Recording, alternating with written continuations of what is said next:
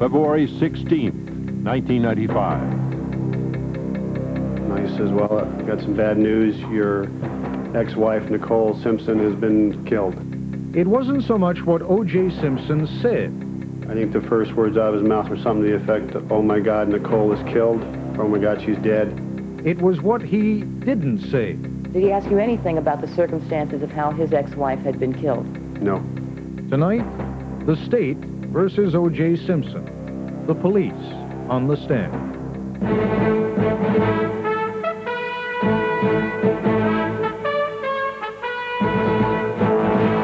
This is ABC News Nightline. Reporting from Washington, Ted Koppel. Among the many bizarre aspects to the O.J. Simpson trial, there is this. There may never have been another trial by jury in this country in which the average American citizen knows more of what is going on in the case than does the jury. With continual live television coverage, the addicted viewer with sufficient time on his hands may actually know more of what is going on inside the courtroom. There are times, after all, when Judge Ito dismisses the jury from the courtroom, while television continues to follow arguments between and among attorneys for the defense and prosecution. Then, too, there are aspects of the case which have made it into the media, but not yet into the courtroom. The long and short of it is that it is more difficult than ever to identify with what the jury may be thinking, if only because they have less information at their disposal than does the rest of the country. Covering the trial for us, as usual, Judy Muller in Los Angeles. The O.J. Simpson defense team has suffered a number of setbacks in the last 48 hours. First, a witness they'd hoped to call in order to provide an alibi for Simpson, his next-door neighbor's maid, Rosa Lopez, has apparently fled to her home country of El Salvador. The prosecutors now say that preliminary DNA tests reveal that a blood spot found on the back gate at the crime scene comes from Simpson. And the defense's contention that the defendant suffers from crippling bouts of arthritis was undermined somewhat by the discovery of an infomercial made by Simpson in which he claims the product cured his arthritis. I started taking regularly Juice Plus and started feeling, I don't know if it was mind over matter, it was a mental thing, but almost immediately I started feeling better. But the reality is that none of these setbacks have hurt Simpson so far because the jury has heard none of it and may never hear it. What they did hear today, however, was dramatic. The day followed the usual pattern of the prosecution trying to nail O.J. Simpson. At the same time, the defense is trying to nail the Los Angeles Police Department. According to LAPD detective Ron Phillips, he and 3 other detectives went to the Rockingham estate the morning after the murders not because they believed O.J. Simpson was a suspect, but because they wanted to personally inform him of the death of his ex-wife. When the police learned that Simpson was in Chicago, said Phillips, he called Simpson's hotel and broke the news to him over the phone. And he says, well, I've got some bad news. Your ex-wife, Nicole Simpson, has been killed. What happened next? I think the first words out of his mouth were something to the effect of, oh my God, Nicole is killed. Oh my God, she's dead. And then he got very upset on the telephone. And then what happened? I kept trying to calm him down, and he continued to be upset, which I expected. And he continued to be upset, and I finally said, Mr. Simpson, please try to get a hold of yourself. I have your children at the West Los Angeles Police Station. I need to talk to you about that. And he stopped, and he said, what do you mean you have my children at the police station? Why are my kids at the police station? And I said, because we had no place else to take them. But according to the prosecution, it was not so much what Simpson said that was important, it was what he did not say. Did Mr. Simpson ask you how she was killed? No. Did he ask you when she was killed? No. Did he ask you if you had any idea who had done it? No. Did he ask you where it had occurred? No. Did he ask you anything about the circumstances of how his ex-wife had been killed? No. Prosecutor Marcia Clark clearly anticipated an attack from the defense about the alleged tardiness of police in notifying the coroner of the murders. The bodies were found just after midnight, but the coroner did not arrive at the scene until after 9 a.m. In an effort to defuse that attack, Clark asked Phillips about his first call to the coroner's office. Well, I wasn't going to request the coroner at the location. I was just going to make the first call notification to the coroner informing them what we had which is exactly what I did at 6:50. It was still the first call. The first call was for notification only, said Phillips. The second call, made at 8:08 a.m., was to summon the coroner to the scene. Reading from a transcript of that first call, Clark asked Phillips why he told the coroner's deputy, quote, "We're kind of not following procedure on this case." Then what did you mean by we're kind of asking a favor? And kind of work a little bit on this one. We were trying to keep this from becoming a news media event for as long as possible. So we were asking the coroner's office to go along with us and not make any notifications themselves to the news media. Under ordinary circumstances, what would you have done if you were to follow the procedure that you were trying not to follow here? Trying to get me in trouble, aren't you? What I should have done... What I should have done was I should have made a notification to Detective Headquarters, which is open 24 hours a day, inform them of the event that we had, the possible news media event that this would create, and they, in turn, would have called press relations people at home.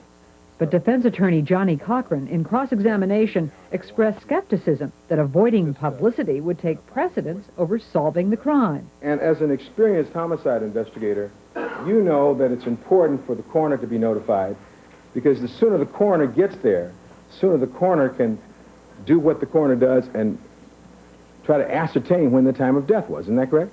That's important. Cochran implied through his questioning that the coroner's office has officially complained about the tardy notification by police in this case. A spokesman for the coroner's office would not confirm or deny that. Cochran also implied that Police Chief Willie Williams had begun his own investigation into the matter, but a spokesman for the chief told ABC News that Williams did no such thing. On the stand today, Detective Phillips insisted he had given the coroner's office adequate notice, despite Cochran's insinuation that police had ignored regulations. This is the black and white thing you're referring to, and I deal in the gray area out here. When you walk out to a crime scene, you just don't immediately turn around and make a phone call to the coroner's office.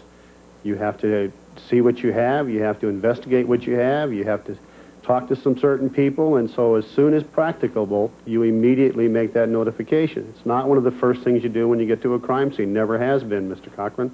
Would you agree with me that waiting from 12:15 to 6:50 in the morning, you think that's immediate for the first call? Well, no, but the circumstances out there dictated that. The timing of the calls to the coroner is among the broadest strokes in the defense's portrait of a bungled investigation. But the defense is adding to that portrait by raising doubts about all the prosecution's evidence. Ted? Thank you, Judy. Raising doubts and raising new theories about what might have happened that night when we come back in part 2 of Judy Muller's report. This is ABC News Nightline, brought to you by IBM. You are now free to operate all electronic devices. What a hard-working bunch. And you're working harder than most. I've seen bigger screens on a calculator. Now, this is a nifty screen, but objects may shift during flight. And you're working too hard because, frankly, your hands are just designed wrong. Ooh, an IBM ThinkPad. See, now this is what it's like to fly first class.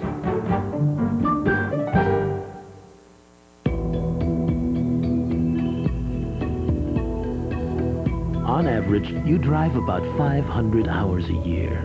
That's like 21 straight days. Days and nights. And that's the reason for the all-new interior of the new Regal for $19.95. 21 days. In most imports, that could be like a sentence. In the Buick Regal, it's more like a 3-week vacation. They move to the music but are driven by the competition. It's the ice dancing finals of the State Farm U.S. Figure Skating Championship, Saturday on ABC's Wide World of Sports.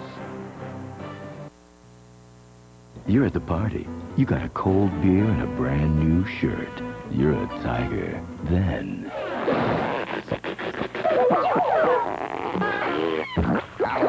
Whoa! Bitter beer face! Don't be a victim of bitter beer. Drink Keystone. America's least bitter beer is extra smooth, so there's never a bad taste, never a bitter face. Pack your bags. We sail tonight. Stop making faces. Drink Keystone. Beginning Friday at Seafon's Performance VW Audi Suzuki. Red, white, and blue automotive blowout. This is it. With red, white, and blue tags and save every performance new and used vehicle with a red tag up to $2,000 off. White tag $2,000 to $4,000 off. With blue tag $4,000 to $6,000 off. 95 starting at $74.9. Used vehicles many priced below book value. With no money down and half payments till May. Beginning this Friday at Seafon's Performance VW Audi Suzuki. Yakima County's #1 used vehicle dealer. Berries that could stain like blood, melting ice cream left unphotographed, a possible dog bite.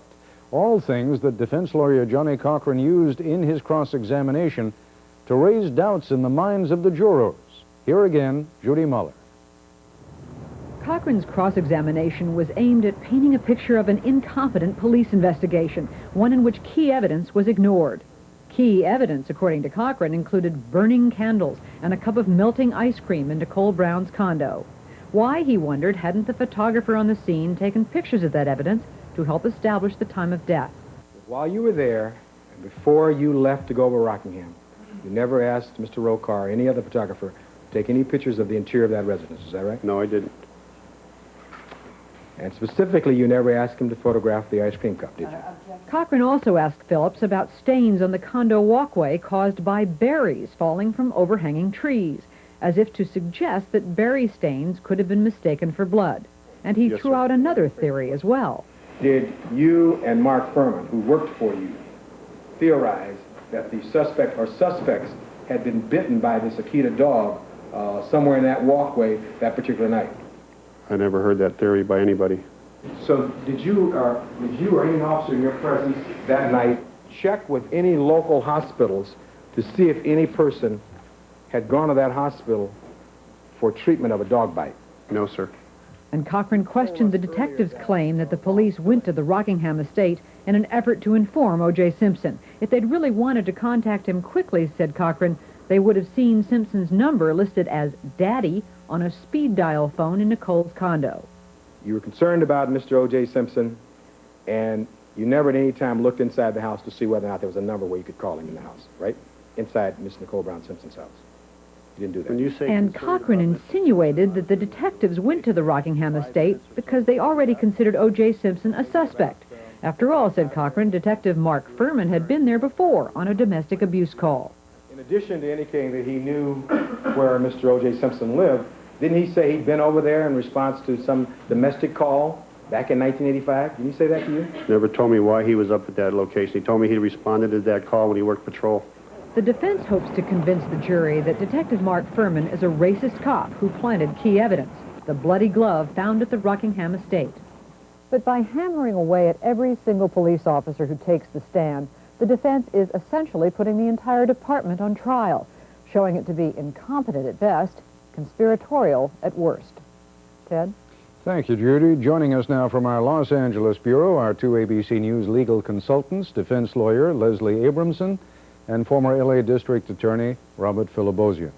Bob, first of all, is it customary, and you were, as I just mentioned, a DA in L.A., is it customary for someone who hears about the murder of a loved one necessarily to respond with a series of questions about where did it happen, how did it happen? I mean, clearly, the prosecution was trying to suggest that there is guilt implied here because politics of it, which is how are these findings going to be used in the police?